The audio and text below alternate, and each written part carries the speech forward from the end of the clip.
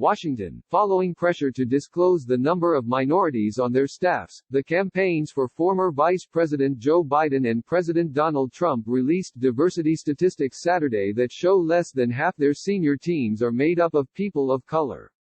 In a summary of staff data obtained by NBC News, the Biden campaign disclosed that 35% of the full-time staff and 36% of senior advisors are people of color.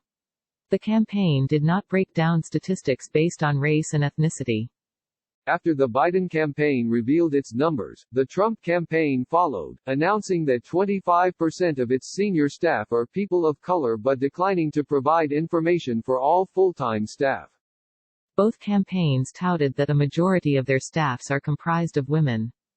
The Trump campaign said women comprise 56% of its senior staff and 52% of full-time staff. Similarly, the Biden campaign said 58% of its senior advisors are women, including 53% of its full-time staff.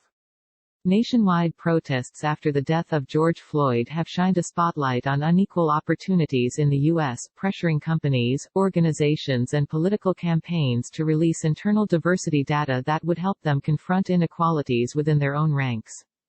Biden was recently pressed to release campaign staff diversity data after criticism that the presumptive Democratic nominee's closest circle of advisors were a majority white and male.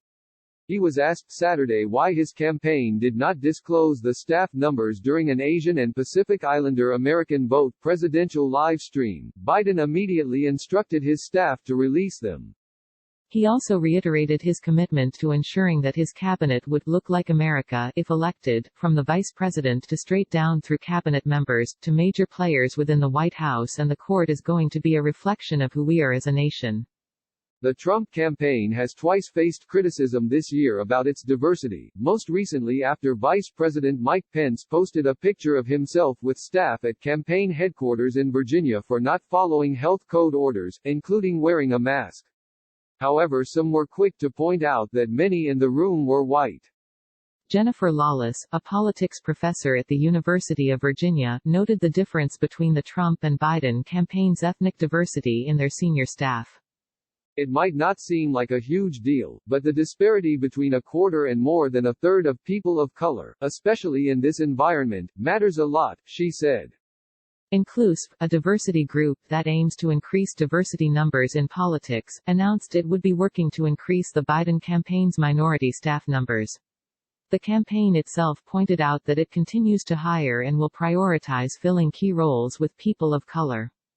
Hopefully, as the Biden campaign staffs up in the states, they will continue to prioritize recruiting and hiring diverse applicants with the hope that by the end of the cycle, they can reach a benchmark of 45%, Inclus co-founder Alida Garcia told NBC News.